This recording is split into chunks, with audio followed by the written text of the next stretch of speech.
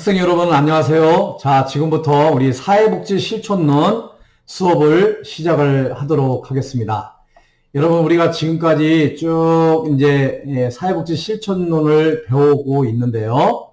우리가 지지난 시간에는 관계에 대해서 살펴봤습니다. 우리 관계에 대해서 배울 때는 전문적 원조 관계에 있어서 지켜야 될 7대 원칙에 대해서 한번 배운 적이 있죠. 개의 통수 비자비. 그래서 우리 사회복지사와 클라이언트 간의 전문적인 원조 관계를 갖기 위해서 우리가 반드시 지켜야 될 7가지 원칙을 우리가 배웠습니다. 자, 개별하죠. 의도적인 감정 표현, 통제된 정서적 관여, 그 다음에 수용, 비심판적 태도, 자기결정, 비밀보장. 이렇게 7가지에 대해서 배웠습니다. 그리고 우리가 중간고사 때 이게 평가를 했었죠. 우리 많은 학생들이 잘 쓴 학생들도 있지만 잘 못 쓴 학생들이 있어요. 우리가 꼭 이 전문적인 원조 관계에 있어서 지켜야 될 7가지 원칙, 개의 통수 비자비. 요거는 꼭 여러분들이 외우시면 좋겠습니다. 자, 오늘부터 이제 어떻게 보면 지금부터 요번 주서부터 배우는 4주에 걸쳐서 배우는 요 내용이 굉장히 여러분들한테 중요한 그런 지식이라고 할 수가 있겠습니다. 우리가 지금까지 사회복지 실천의 정의를 배웠어요. 교수님이 때마다 이렇게 강조를 했는데요. 우리 사회복지 실천론을 배우는 거잖아요. 자, 사회복지 실천이란 무엇인가? 여러분들한테 정확하게 말씀을 드렸어요. 우리 사회복지사가 클라이언트를 대상으로, 그 클라이언트는 개인, 가족, 집단, 지역사회를 대상으로 해서 우리가 삶의 질을 향상을 위해 도와주는 체계적이고 조직적이고 전문적인 활동이다. 이렇게 여러분들한테 말씀을 드렸습니다. 그래서 이 사회복지를 실천하기 위해서 여러 가지 그 사회복지 실천 현장에 대해서 여러분들한테 말씀을 드렸고, 조금 전에 말씀드린 관계에 대해서도 말씀을 드렸고요. 또 면접에 대한 기술에 대해서 말씀을 드렸어요. 그런데 우리가 이제 이런 사회복지 실천을 하는 데 있어서 우리가 5가지 단계를 거쳐서 사회복지를 실천을 합니다. 그래서 여러분들이 개의 통수 비자비를 외우듯이 이 사회복지 실천 과정 5가지를 여러분들이 꼭 외우셔야 돼요. 어떻게 보면 개의 통수 비자비, 이 전문적 원조 관계에 있어서 7대 원칙보다도 이 사회복지 실천론에서 반드시 알아야 될, 어떻게 보면 클라이막스, 그죠? 클라이막스가 되는 이 사회복지 실천 과정의 5가지 단계를 여러분들이 외우시고, 그것이 무슨 뜻인지를 여러분들이 이해를 하시는 것이 남은 이제 4주 동안 여러분들하고 교수님하고 함께 이제 이야기를 나눌 그런 주제라고 할 수가 있겠어요. 자, 사회복지 실천 과정에 5단계가 있어요. 사회복지를 실천하는 것은 우리 사회복지사가 클라이언트를 대상으로 해서 실천을 하는데, 그 클라이언트를 대상으로 할 때 실천 단계가 5단계가 있다는 거예요. 그래서 꼭 여러분들이 기본 이 5단계 명칭을 외우시고 그에 따른 그 내용들을 여러분들이 잘 이해를 하시면 되겠습니다. 그래서 이제 기말고사를 마무리하는 차원에서 이제 이번 학기를 마무리하도록 하겠습니다. 자, 첫 번째요. 사회복지 실천 과정의 첫 번째 단계는 접수 및 자료 수집 단계라고 해요. 접수 및 자료 수집 단계. 두 번째는 사정 단계. 세 번째는요, 계획 수립 단계. 네 번째는 개입 단계. 5번째는 평가 및 종결 단계. 이렇게 해서 5단계를 우리 사회복지 실천의 과정이다. 이렇게 얘기를 합니다. 자, 다시 한번 얘기할게요. 자, 사회복지 실천 과정에 5단계가 있는데 첫 번째 단계가 접수 및 자료 수집 단계, 두 번째 사정 단계, 세 번째 계획 수립 단계, 네 번째 개입 단계, 다섯 번째 평가 및 종결 단계. 우리 사회복지 실천은요, 이런 5단계에 걸쳐서 우리 사회복지를 실천을 하게 됩니다. 그래서 이번 주부터 4주간에 걸쳐서 우리가 이 사회복지 실천 과정을 한번 쭉 공부를 해보는 시간을 갖도록 하겠습니다. 자, 그러면 오늘 첫째 시간으로요, 사회복지 실천 과정의 첫 번째 시간으로 접수 및 자료 수집 단계에 대해서 배워보는 그런 시간을 갖도록 하겠습니다.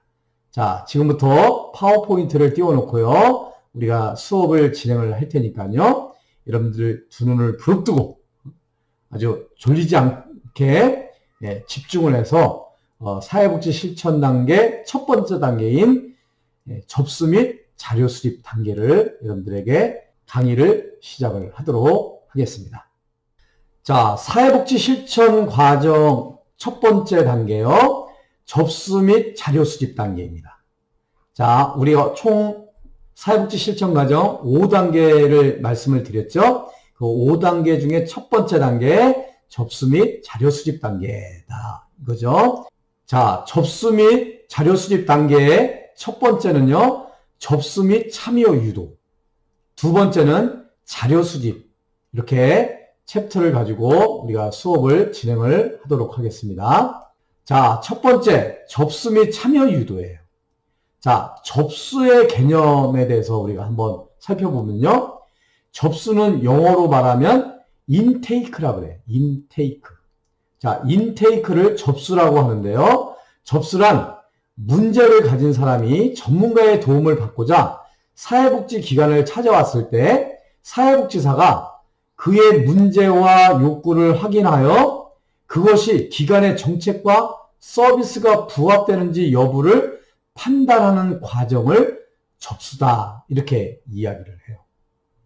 자, 예를 들면, 자, 노인복지관에 노인이 찾아왔어요. 도움을 받기 위해서 찾아왔습니다.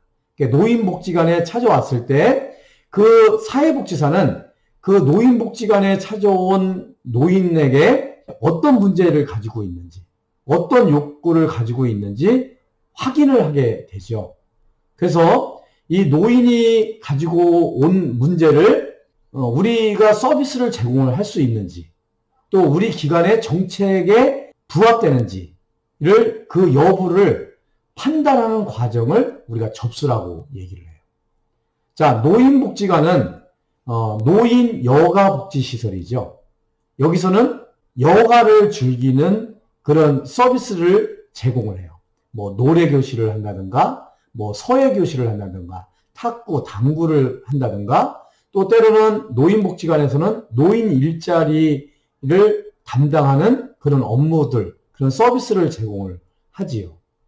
그런데 만약에 노인복지관에 어떤 그 노인 학대를 받는 노인들이 왔을 때, 그 노인 학대를 받는 노인이 노인복지관에 왔을 때 그 노인복지관에 맞는 서비스를 제공할 수 있을까요? 없을까요? 없지요. 노인복지관은 노인 여가복지시설이기 때문에 노인 학대에 대한 그런 서비스를 제공을 하지 않아요. 노인 학대 예방이나 치료에 대해서 하지를 않죠. 그러면 어디서 하나요? 우리 노인복지시설에 대해서 배웠죠? 학대받는 노인에 대해서 사회복지 서비스를 제공하는 데가 어디죠? 노인보호 전문기관이라고 할 수가 있겠죠? 그래서 노인복지관에서는 이 노인학대에 관한 서비스를 제공을 할 수가 없어요. 노인학대의 예방, 치료를 담당하는 것은 노인보호 전문기관이라는 노인복지시설이죠. 이렇듯이 그 클라이언트가 가지고 있는 문제와 욕구들이 우리 기관에 맞는지 안 맞는지, 그 부합되는지 안 되는지를 판단하는 과정, 이것을 접수다, 라고 말씀을 드릴 수가 있겠어요. 그래서 서비스 제공 여부를 결정하고 앞으로 진행될 전문적 관계의 양상을 결정하는 아주 중요한 만남이 이 접수 단계에서 이루어지게 돼요. 접수 단계에서 이루어진다 이거예요.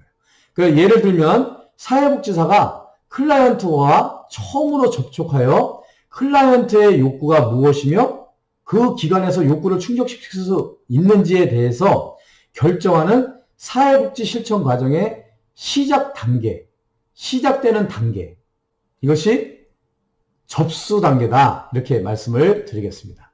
그래서 접수는요, 원조 과정의 최초 단계이며 기관의 서비스 수급 여부와 앞으로 진행될 전문적 관계의 양상을 결정하는 중요한 과정이 되겠습니다. 그래서 전공에 대한 지식과 경험이 풍부한 사회복지사가 담당하는 것이 바람직하죠.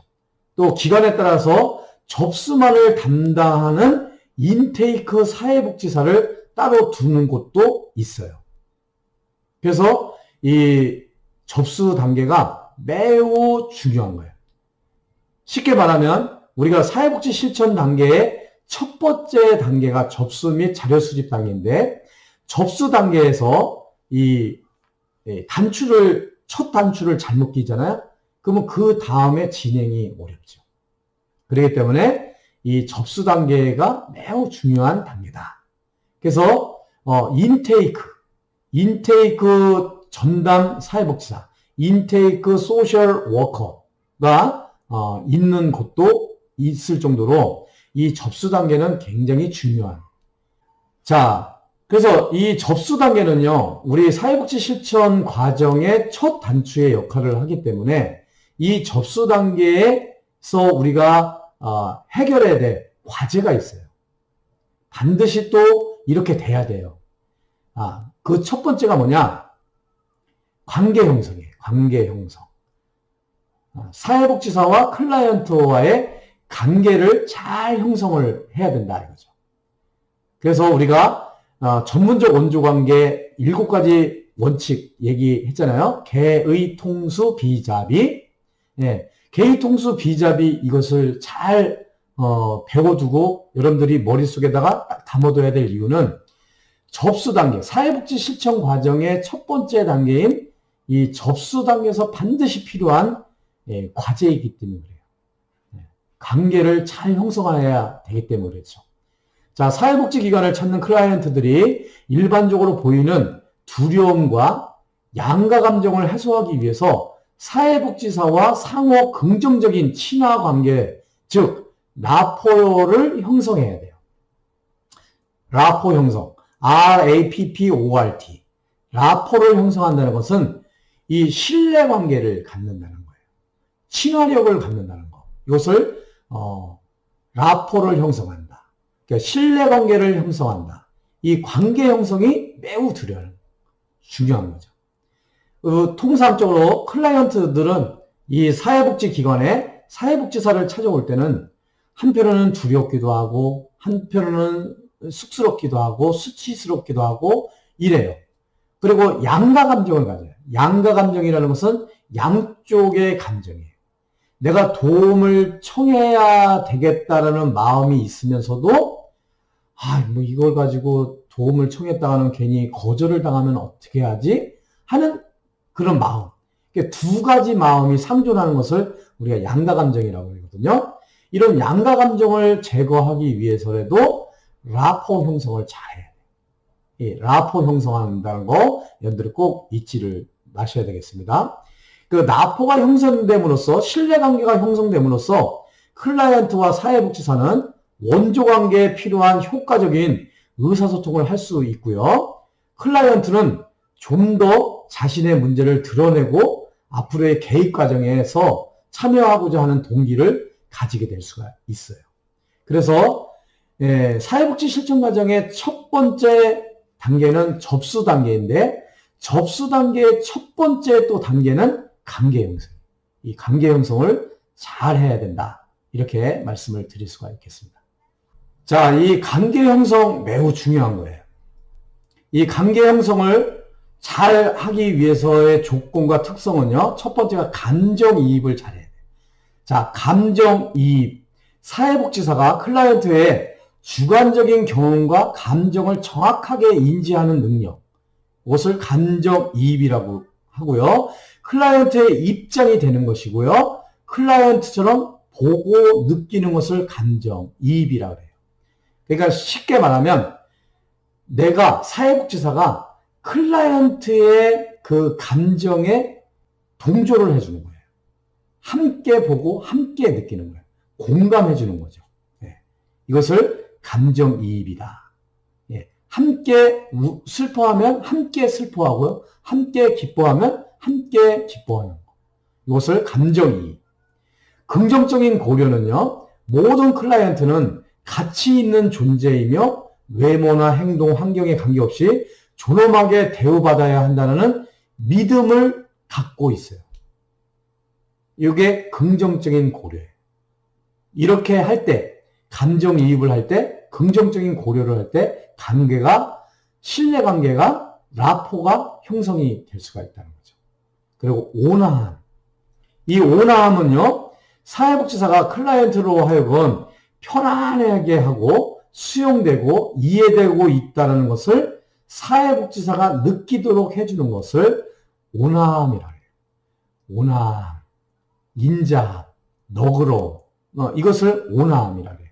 그래야 사회복지사가 클라이언트에게 편안하게 대해줬을 때, 아주 따뜻하게 대해줬을 때 이 신뢰관계가 구축이 되는 거죠.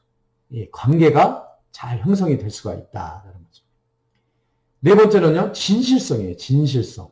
사회복지사가 클라이언트와의 의사소통에서 가식이 없고 방어적이지 않으면서 일치성 있고 솔직하게 드러내는 태도. 이게 진실. 진실이 있어야 되잖아요. 진실. 거짓말하고 거짓으로 말하고 행동하고 하면은 신뢰관계가 구축이 안 되죠.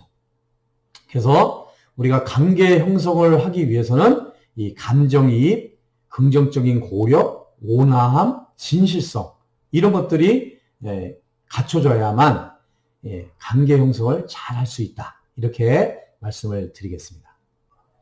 자, 접수 단계 과제요. 자, 관계 형성이 잘 됐으면요. 두 번째는요. 문제를 확인하는 거예요. 문제. 자, 클라이언트가 놓여있는 체계에 대한 심층적인 분석이 아니라 현재 명백하게 드러나 있는 문제를 확인하는 거예요.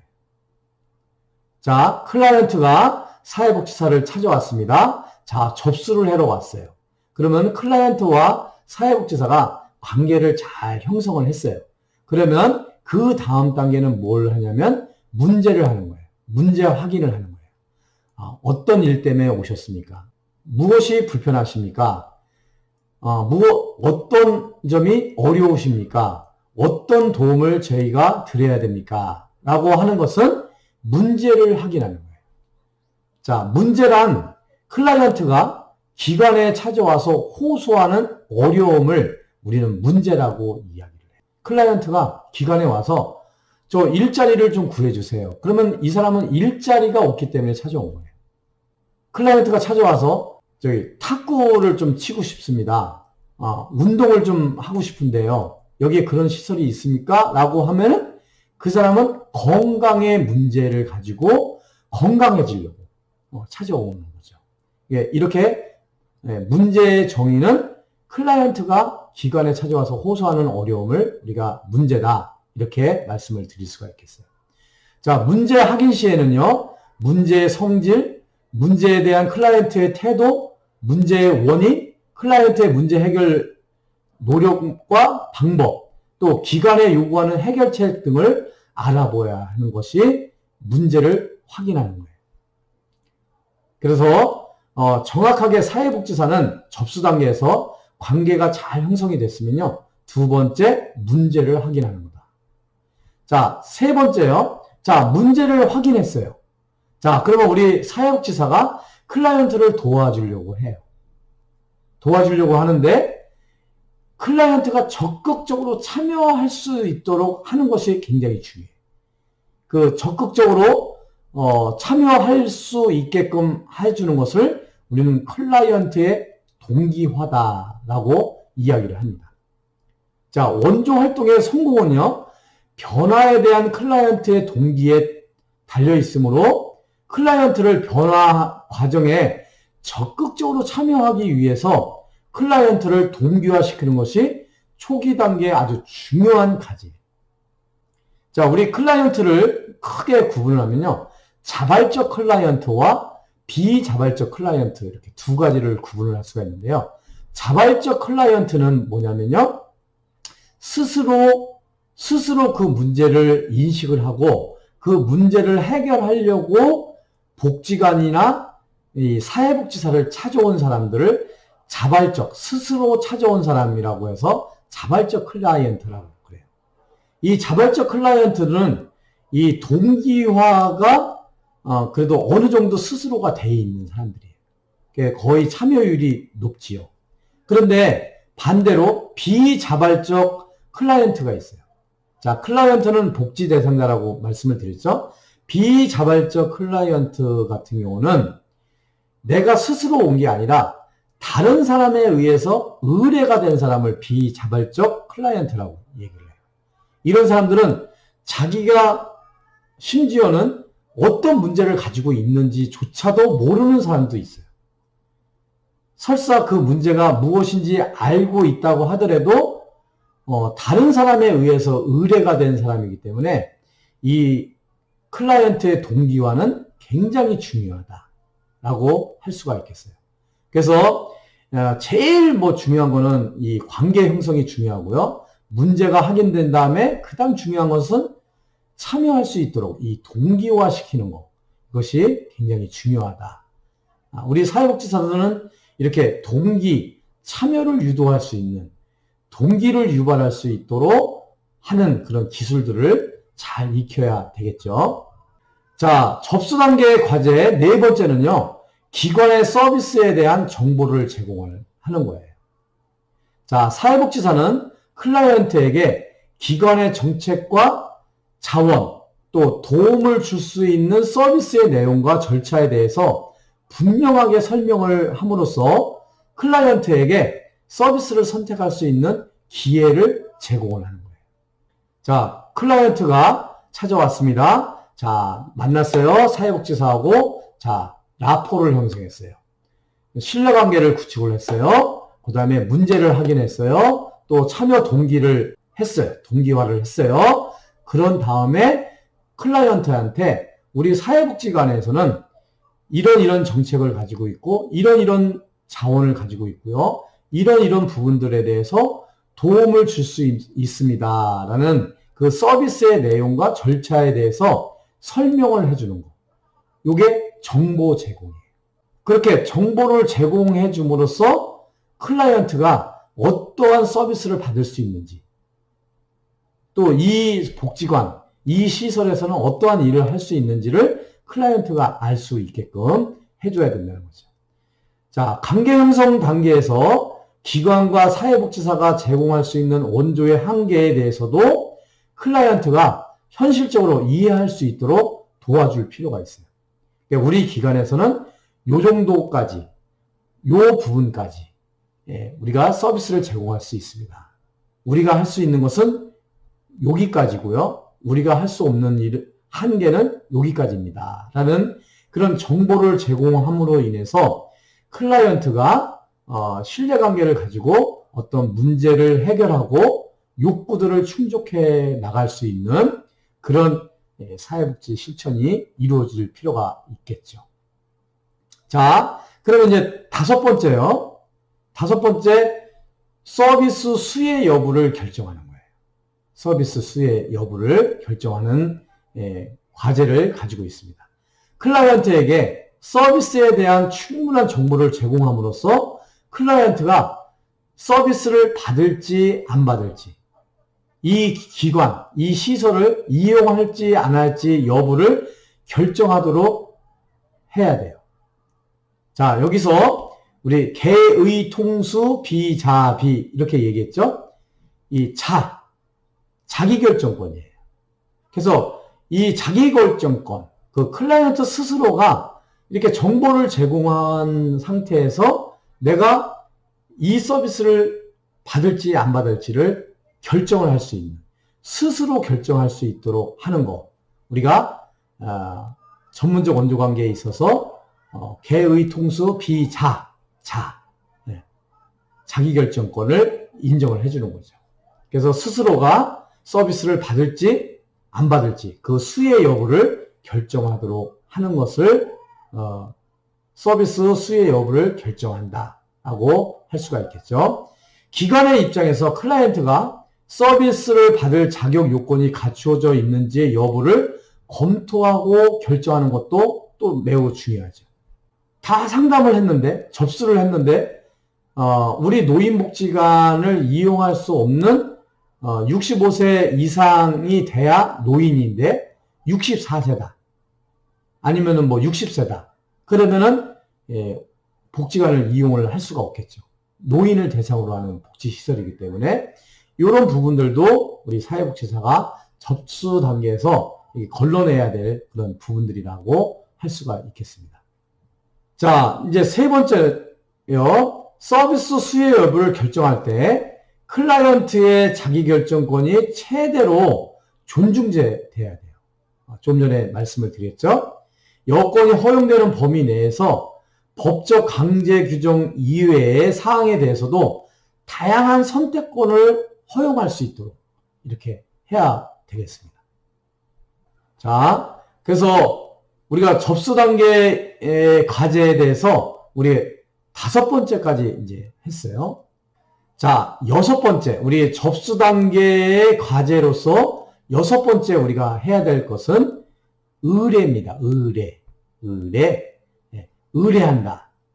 의뢰한다는 것은 클라이언트의 문제와 욕구를 확인해 본 결과 그 기관에서 문제를 해결할 수 없을 경우, 혹은 문제 해결에 더 적합한 기관이 있을 경우 다른 기관으로 클라이언트를 보내는 것을 우리가 의뢰한다, 이렇게 얘기해요.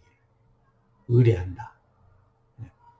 그러니까 아까 예를 들은 것처럼요, 노인 학대를 받는 클라이언트가 잘 모르는 거죠. 그 업무를 잘 모르니까 노인복지관에 와가지고 나 이거 학대받는 노인인데 내가 너무나 힘듭니다. 내가 괴롭습니다. 이 문제를 어떻게 해결하면 좋겠습니까? 라고 했을 때 노인복지관에서는 학대받는 노인의 그런 업무를 담당하는 그런 기관이 아니고, 학대받는 노인 학대를 받는 그 문제를 다루는 것은 노인보호 전문기관에서 하기 때문에요.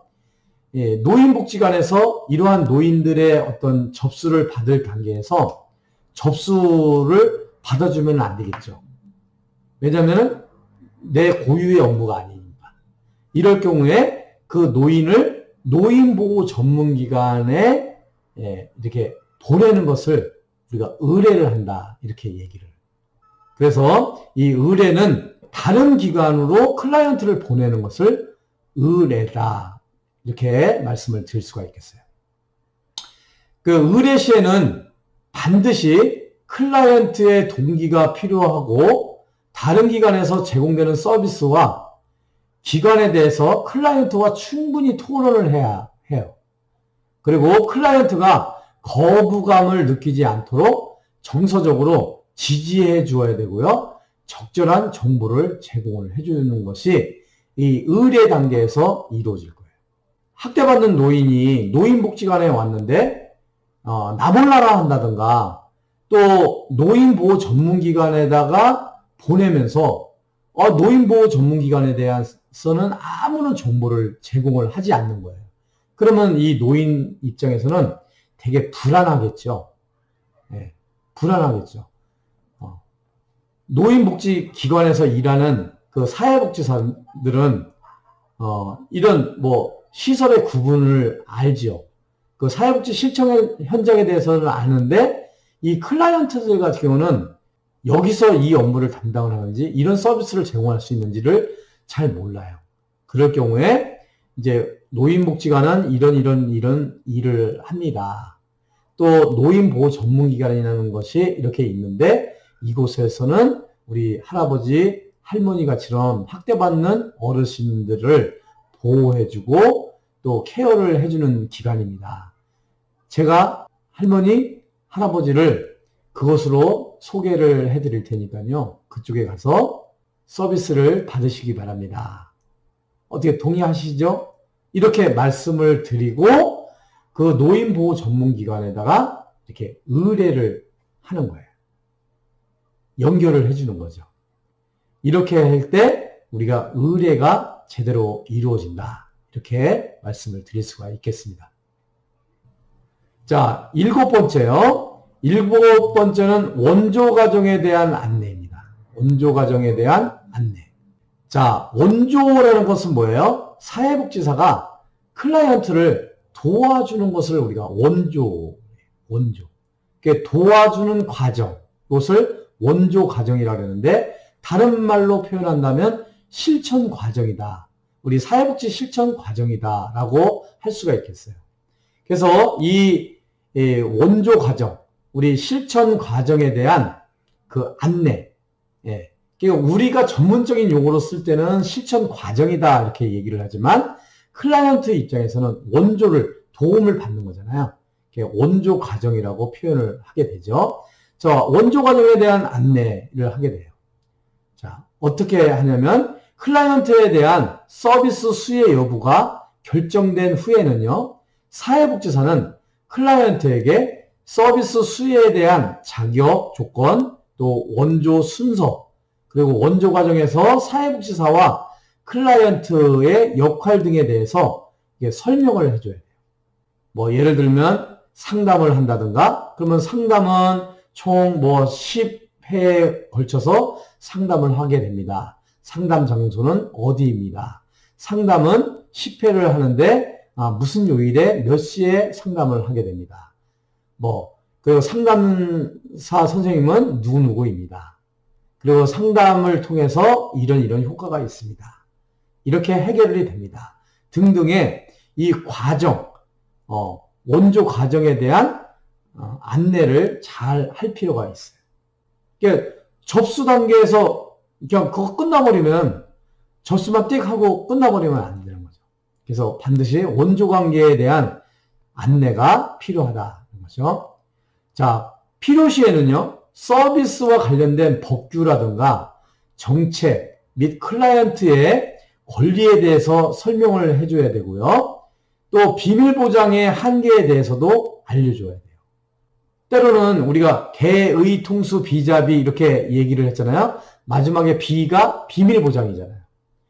우리 사회복지 실천 과정에서 이 아까 자기결정권도 말씀을 드렸지만 이 전문적 원조 관계에 있어서 이 비밀 보장하는 거 굉장히 참 중요하거든요.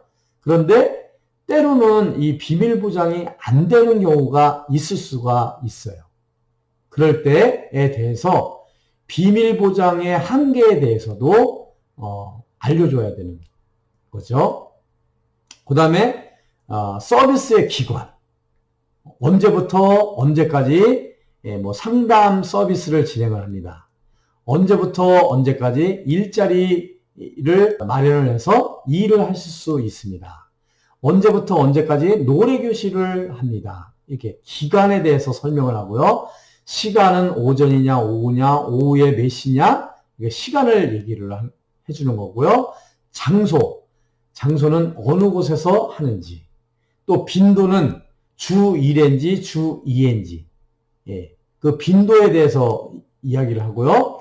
비용은 무료인지 아니면은 기본 회비를 내는 건지 아니면 약간의 돈을 각출하는 그런 부담을 하는 그런 비용이 있는지 없는지, 그리고 그 서비스의 평가 방법 등에 대해서 이 원조 과정에 대한 전반적인 안내를 해줄 필요가 있어요.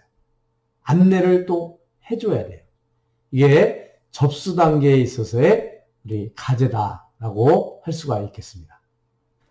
자, 이렇게 해서 여러분들하고 접수 단계에서 우리가 반드시 풀어나가야 될 과제에 대해서 7가지로 여러분들에게 설명을 드렸습니다. 이 7가지는요, 어떻게 보면 순서예요. 예. 자, 신뢰관계, 예. 관계 형성에서부터 원조 과정에 대한 안내하는 이 과정은 이 순서라고 할 수가 있겠어요. 그래서 이 접수 단계는요, 사회복지 실천 단계의 첫 단추를 끼는 것이고, 첫 단추를 끼기 위해서는 요 7가지 과제를 여러분들이 잘 지켜나가시고 풀어나가야 될 그런 과정이다. 이렇게 말씀을 드릴 수가 있겠습니다. 자, 사회복지사가 접수 시에 꼭 염두에 두어야 할 사안입니다. 첫 번째는요, 클라이언트가 가지는 두려움, 긴장감 혹은 양가 감정을 완화시키고요, 비자발적인 클라이언트, 그래서 다른 제3자에 의해서 의뢰된 그런 클라이언트를 비자발적인 클라이언트라고 말씀을 드렸죠. 이 비자발적인 클라이언트가 동기를 가질 수 있도록 적극적으로 도와줘야 돼요. 자발적인 클라이언트는 자기가 알아서 잘 해요. 근데 비자발적인 클라이언트는 참여 동기가 좀 많이 부족할 수가 있고요. 뭐 하던 말던 뭐 이렇게 듬성듬성 이렇게 할 수 있고, 때로는 더 심하면 저항까지도 할 수가 있어요. 프로그램에 잘 참여도 안 하고, 어떤 계획에 참여도 잘 안 하고, 뭐 이럴 수가 있거든요. 그래서 이 접수 단계에서 우리 사회복지사가 꼭 염두에 될 사안은 이 두려움과 긴장감 혹은 양가 감정, 양쪽 두 마음의 감정을 잘 완화시킬 수 있도록 해줘야 된다. 이렇게 말씀을 드릴 수가 있겠고요. 두 번째는요, 클라이언트의 문제가 기관에서 다룰 수 있는 문제인지를 판단하여 서비스 제공 여부를 결정하고, 만약 문제가 기관에서 다루기 적합하지 않을 경우에는 적절한 기관으로서의 의뢰를 결정을 해야 돼요. 아까 그 학대받는 노인이 노인복지관에 찾아왔을 때, 노인복지관에서는 이런 문제를 해결할 수가 없어요. 그 문제의 전문가는 노인보호 전문기관, 학대 예방과 치료를 담당하는 노인보호 전문기관에다가 그런 기관에다가 의뢰를 해야 되겠죠. 자, 이제 세 번째요. 클라이언트를 문제 유형에 따라서 그런 클라이언트는 일반적으로 뭐뭐 할 것이다 라는 식으로 정형화하지 말고요, 모든 클라이언트를 개별화하여 그들이 가질 수 있는 양가 감정과 두려움을 이해하고 클라이언트가 편안한 마음을 갖도록 관심과 존중을 보여주어야 하겠다라는 거죠. 자, 여러분 여기까지 하시고요. 잠깐 여러분들 휴식 시간을 좀 갖도록 하겠습니다. 요즘 계속 이제 수업을 하시다 보면, 또 비대면 수업을 하시다 보면 여러분들 지루하시죠? 잠깐 휴식 좀 취하시고요. 또 화장실 다녀오실 분들은 화장실 다녀오시고, 잠깐 휴식한 다음에 수업을 이어가도록 하겠습니다. 자, 여러분 수고하셨습니다. 잠깐 쉬시겠습니다.